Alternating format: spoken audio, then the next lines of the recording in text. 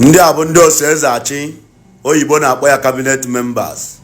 Ndị a bụ ndị okpu mmemme na ndị okpu nwagọlọ, ndị ụmụ omume Ancient Kingdom, ndị gbasiri ike, ndị na-eme ka obodo dị mma, ndị obodo ji wee bili. Unu n'anya unu ga-afụ Esiki na ala Aba ebe ọ nọ na-ekene ndị odogwu.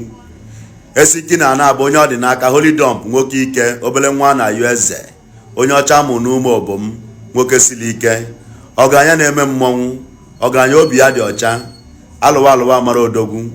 Agwa m na odogwu abụlọ gainem onye onye na-eme n'obodo ka eji akpọ ya odogwu. Esiki kenecha ndị kabinet o wee bazie n'ụfọ je kene onye eze ukwu, eze gburugburu, His Royal Majesty eze Anayochukwu Callistus Mbionwu, eze Odenigbo nke atọ nke ụmụ omume Ancient Kingdom. Ebe a ka Esiki na-aga now. Ngwa na enyi ya eze ịjaghị mma mmiri ọma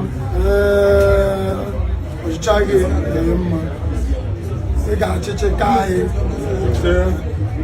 enweghị ga-eme gị ebe nka chịpụta ọzọ ga-apụtakwa. Asị m ụmụnne m ụmụdike niile a ga-abịa hụrịta ọsọ onye asị jide nke oji onye eze jide nke iji ma ọ bụrụ na ị na-eme nke dị mma aga m asị ka kwuru na igwe you're a good man.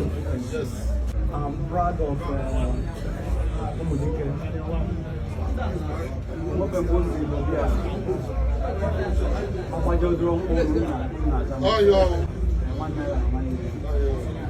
We are brothers.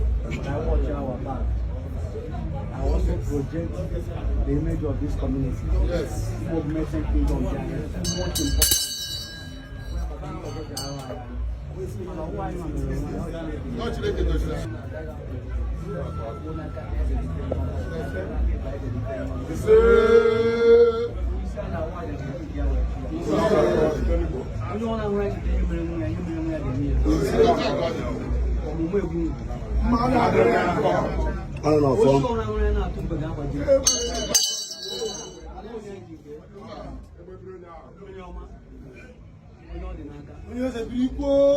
Eze ukwu ọba nkịtị okwu juru n'ọnụ, eze gburugburu nwoke ike, Holy Dump Esiki na ala Aba nwoke nwere ibubo nwa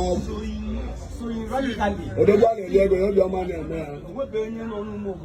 Esiki na ala Aba ọgaranya obi ya dị ọcha.